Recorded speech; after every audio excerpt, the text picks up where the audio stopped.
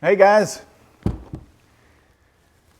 I'm here getting packed again for another big safari trip. So I'm getting some gear laid out. Still a few months out, but I'm already getting some guns together, getting some of the different things packed. The excitement of going on a safari is something that is near and dear to my heart and something I really want to share with you.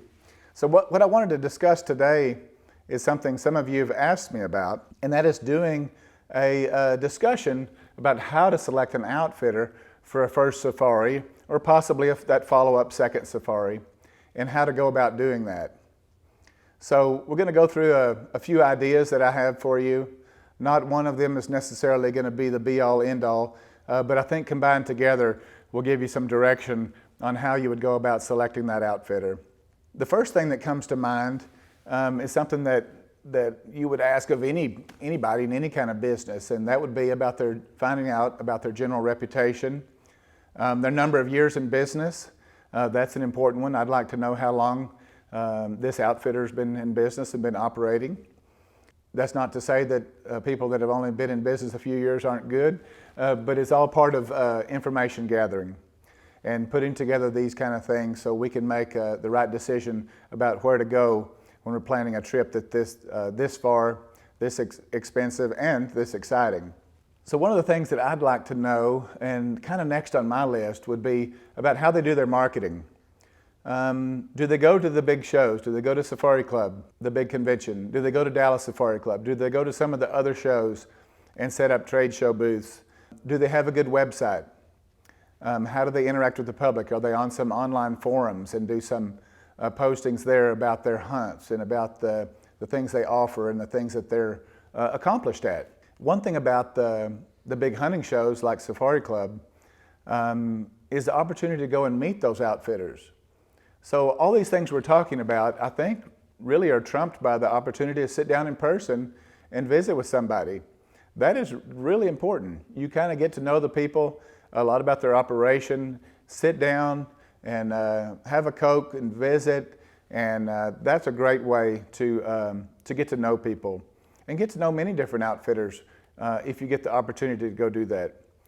But not everyone has the opportunity to attend those shows. They may not be in your part of the country, may not be a time of the year that you're available to take off for a long weekend and go do that sort of thing. So what else can we look at? We can certainly, again, I mentioned the website. If a person doesn't have a website these days, I'm not sure they're in business. But you'll be surprised about different people in different businesses that still don't have a website. It can even be a basic website, but as long as it showcases what that company's about, gives you an idea and a place to start. The next question I have is about their management, about their properties. Do they own their properties? Do they lease their properties? Is the lease a long-term lease? Is it a new thing? Is it a short-term lease that they've just entered into? I'd like to know those things. Or possibly they don't have a leasehold or ownership of anything at all. They rely on different properties to hunt different animals, and there's not really a written agreement. It's just kind of fly by the seat of your pants. For me personally, that's one thing I would want to avoid. I would want to avoid that outfitter that just drives you around from place to place, a little bit helter-skelter, not really having a plan, or so it might seem. The other question that goes along with this line of thinking is the acreage of those places. You know, the acreage in a lot of these places in Africa is massive by our standards. Even by Texas standards, is absolutely astronomical to some of us. But I'd like to know that. I'd like to know what is the size of the property that they hunt on. If there's multiple properties, I'd like to know about the size of the multiple properties. And if I'm visiting with someone, whether it might be online or whether it's through email or in person, if I don't get a straight answer to those questions, I'm going kind of wonder, why is it they won't answer me? You know, the size of the place isn't everything, but you want to know. You just want to know these things as you're doing your due diligence to try to make plans for this epic adventure. And one thing that goes along with that is when we're talking about the acreage, we're also wanting to know how challenging is the hunt. If it's a small property with lots and lots of animals, it might not be very challenging. And for me personally, that's not really what I want. And if you happen to be going on a safari with me, I'm certainly not taking you somewhere that would be described that way. It would be a place that's a difficult hunt where you're going to earn your animals. They're going to have enough space to get away and to be really wild. That's what we all want, I believe. You know, on occasion you hear of somebody who stacked up a large number of animals in a very few days, and it kind of makes you scratch your head and wonder, I wonder how challenging that hunt was. So those are some things that you would want to keep in mind as you're kind of going down your checklist, whether it's a mental checklist or where you've actually got it written out. And you may want to do that. You may want to write out a checklist of questions that you have for this prospective outfitter. And then as you're doing your due diligence and you're visiting with people, you're going to run into folks who've been on safari at some point. When you're in different gatherings of hunters, you're going to find people that you may be able to get some advice from. But we want to make sure and learn about that person's experience so that we know what kind of advice we're getting. If it's somebody who's just been on one safari with one outfitter and he tells you it's the greatest outfitter, maybe, but how would you know? If you haven't been multiple places and hunted with different people, and preferably hunting, like in my case, I've hunted with some of these guys' competition. I've hunted with their neighbors. And so you get that perspective. So when you're getting advice from people, be careful about what we call hero worship. And hero worship is where somebody has been on one safari and his outfitter and his professional hunter are absolutely the best, and he'll go on and on about it. The reason for that is Africa is a fantastic, life-changing experience for all of us. That's why I'm doing this. That's why I want to share this with you. And so be careful about the guy that goes on, but yet he's only been once. He might have some good advice for you, but please take it with a grain of salt and continue to do your research.